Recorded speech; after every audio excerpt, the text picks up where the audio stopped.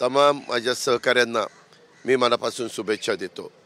आज सध्या निवडणुकीचं वातावरण असल्यामुळं सगळीकडे साधेपणानेच महाराष्ट्र दिन साजरा केला गेला आणि त्याच्यामध्ये दुसरी एक गोष्ट बऱ्याच जणांना असं वाटलं की कामगार आचारसंहितेमुळं कार्यक्रम होणार की नाही अशाही ह्याच्यामध्ये संभ्रमामध्ये आपले नागरिक होते। आणि दुसरं आत्ता फक्त 8:30 वाजले।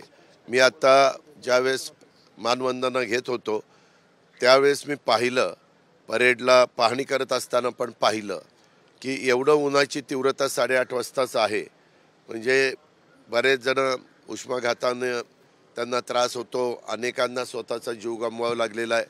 त्याहीबद्दल सर्व नागरिकांनी काळजी घेतली पाहिजे, पाणी जास्त प्यायलं पाहिजे आणि जेवढं तीव्र उन्हामध्ये जाणं टाळता येईल ते टाळण्याचा प्रयत्न देखील सर्वांनी केला पाहिजे। अशा प्रकारचं देखील आवाहन महाराष्ट्र दिनाच्या निमित्तानं करतो।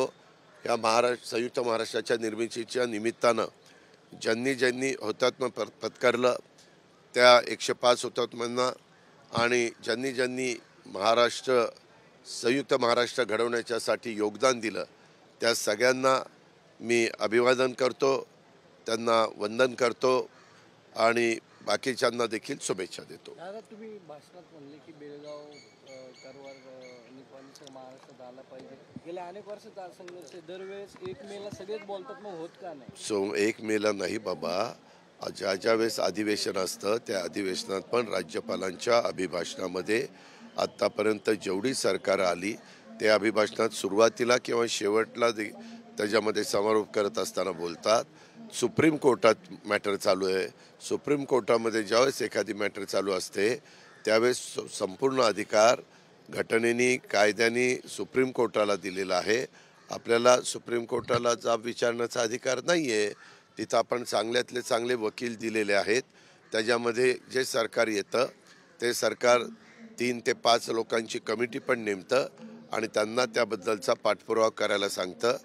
परंतु तरी देखील आपण त्या भागातल्या मराठी भाषिकांच्या करता ज्या ज्या सवलती जास्तीत जास्त देता येतील तो देण्याचा प्रयत्न एकनाथराव शिंदे, देवेंद्रजी, मी आम्ही सगळेजण करत असतो। पंतप्रधानांनी जे एक भटकती आत्मा म्हणून जे वक्तव्य केलं परवाच्या सभेमध्ये, तर त्याच्यावरून बऱ्याच काही प्रतिक्रिया होत आहेत शरदचंद्र पवार पक्षाकडून। मला त्याच्याबद्दल यत्किंचितही माहिती नाही। मी त्या सभेत होतो, त्याच्यामध्ये कुणाला उद्देशून म्हणाले ते मला काही माहिती नाही आहे।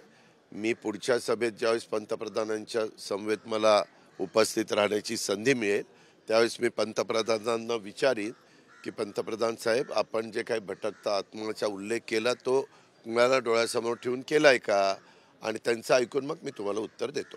राज्यातल्या ज्या निवडणुका आहेत जवळपास 3 टप्प्यामध्ये होत आहेत। पवारसाहेब 3 नाही रे बाबा, 5 टप्प्यात। पवारसाहेब असं म्हणाले की इतर राज्यांमध्ये 1 ते 2 टप्प्यांमध्ये निवडणूक